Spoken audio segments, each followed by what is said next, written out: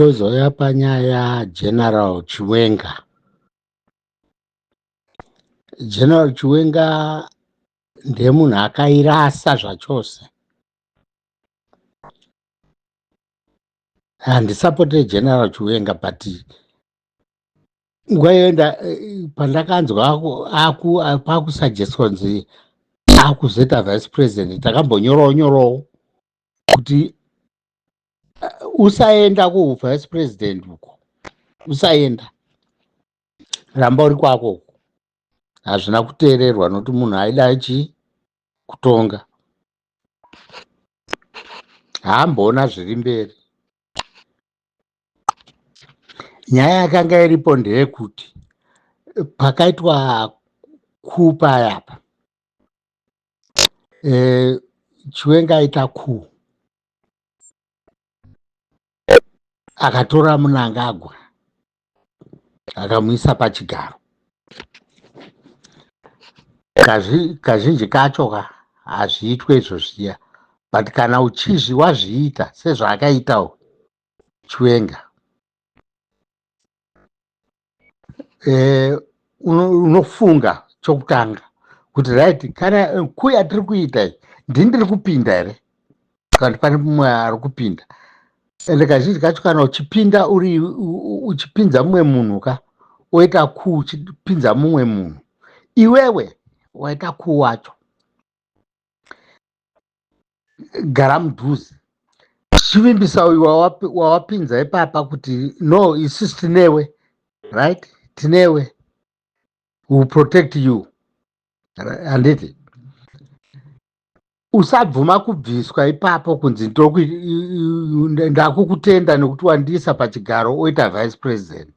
Aiwa, nyaya iripo ndeyekuti uyuyu ari wamaisa pachigaro akutya kuti iye akazokanganisa futi muchamubvisa. Saka the best kukubvisai ikoko kwamuri ikokoko. Saka wakaona vese vakaitwa maambassador out, ndobva vaenda vateerwa futi vachipondwa vese vachiurayiwa. Even denda ndiri inini ndapinzwa pachigaro zvakaitwa ED izvi, ndozvandaita zvakaita izvozvo, ndaeliminata vanhu vacho ivavo vakandipinza pachigaro, noti handisere mangwana. Saka kutobvisa kwaakaita nhingi uyu Chiwenga kuti uya uite vice president, kwangu siri kumuda. Chiwenga akafunga kuti kudiwa, asi nyaya yanga iripo ndeyekuti kumubvisa uku kuarmy general uku kwanga ari powerful. Saka akamuzomuisa kuvice president kwaanoziva kuti akamuisa ikoko masimba hakusisina uku, hatisina masimba. Vice president unenge uri just element yake, iye achitamba tsoro yake yese. ED haana kupusa, ED haana kupusa zvavanofunga vanhu kuti ED akapusa, haana. Kutadza kutonga hake ari kutadza nenyaya yekuti one,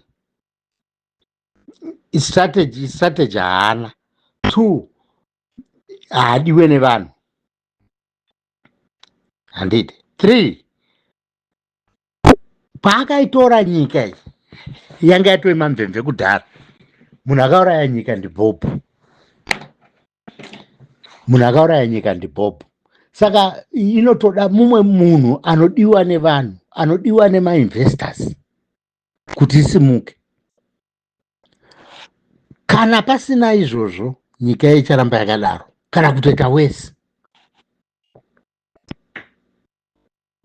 kana kuita wese. Chiona ED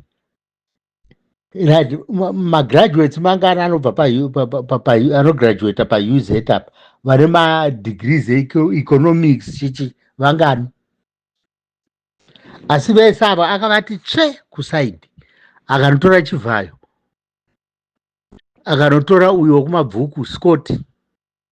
Tarisa genya racho raanotora imbavha kadzi.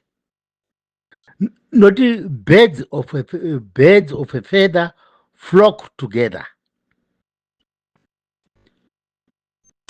Mukatora vanhu veeconomics vavai mukamuti dzipa naed hazviwirirana hazvinzwanani. Asi ukatora ana Chivhaya ana Scott ukati pana ed dzi zvinowirirana nokuti maitiro avo mamwe chete. That's why uri kuona magraduates ese ari kutengesa manhingi makadzi nemadomasi mumastreets. Ivo mbavha dzacho ndo dziri kudi dziri kutoririra manje, ndo dziri kutotonga Zimbabwe yacho. Imbavha dzega dzega, hapana munhu kwaye.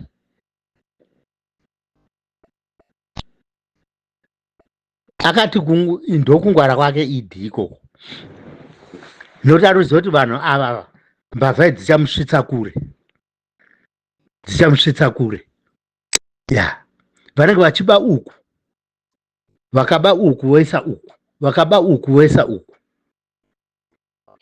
Vakaona kunofanira kuenda zvinhu zvekuba, vanotora mari yavo voita kana kutenga dzimota unonopa vamwe macelebrities. Macelebrities aya obva auya kwaari. Uri kuona tsoro yacho iri kutambika. Mari idzi ndedzema-taxpayer, its taxpayers money iri kutorwa ichinotengeswa zvinhu, ichinopuhwa vanhu vamwe vane nhingi vanenge vachirira nguva iyo. Right now macelebrities muZimbabwe, mapenzi ndo macelebrities muZimbabwe. Ukatarisa mbavha, mahure ndo macelebrities. Ukatotora nhingi munhu akaita anonzi ani nhingi Masiwa ukamuisa apa, ukatora Scott ukamuisa apa, kana Chivhayo ukamuisa apa, Masiwa havatombomuzivi, havamuzivi, vanoziva nhingi Chivhayo. Masiwa anotobvunza kuti ko ndiani kwenye, otozoita kuudzwa kunzi ndiwe muridzi weEconet, wonzi asi saka akapfuma kunge nhingi Chivhayo. Vanenge vakutobvunza nokuti vanoziva imbavha. Vanhu kwavo havachazikana, vanhu kwavo vachanyatsozikanwa kana ikonomi yanyatsogadzikana, vakuita munhu zvinhu zvacho nemazvo. Dai Chiwenga paakatora nyika payapa akaita zvekuti right, zvatatora kudai takubva toita maelections, mafree and fair elections, anenge ahwina asarudzwa nevanhu ndiyodi otonga nyika. Isi todzoka edu mumabharaki. He could have been a hero even now. Vanhu vaimunyora mumabhuku kuti ndiye munhu akatisunungura. Aisiya legacy imwe yekuti vanhu havaikanganwa. But akazvikanganwa izvozvo, akamhanyira neudyire kutoda kutopanana mazuva kuti wewe tonga kusvika apa, indozotora kusvika kubva ipapo kudai. Saka Mwari akabva amupanisha for that. Chona nhamo yaakuwana manje, nhamo yaakuwana nemunhu wakaisa pachigaro wacho iye. Iye Chiwenga wacho akatopusa, achatendeswa mujeri nemunhu iyeyuyu wakaisa pachigaro, wakaisa his life online kuti uyu apinde. Munhu iyeyoyo ndiachamuraya. Ngatitarirei tione kwazviri kuenda. Noti vanhu vari kutonga ava matsotsi. kwangomuka chinhu chete, kwangomuka kana kungonzi uku kwaita mari, vanenge vari ndo vanotanga kusvika ipapo. Iye zvinezvi ameno ndiri kunzwa kunhingi uku kwana Sierra Leone kune maZimbabwean soldiers arunzi akabatwa ikoko. Haisati yanyatsobuda but tamungozvionawo kunoku, zvingobudawo kunoku kwatiri kuti kune maZimbabwean soldiers akabatwa kuSierra Leone. Masoja iwayo kana zvikanyatsobvunzisiswa muchaona kuti vanhu vandiri kutaura ivava varimo imomo. Vakazosimuka sei masoja iwaya kuenda kuSierra Leone? Vakaenda nei? Vachiti vari kuda kunoitei? Ati vatumwa nani? Pane vakuru varipo. The same people ivava muchaona mazita avo achabuda ipapa.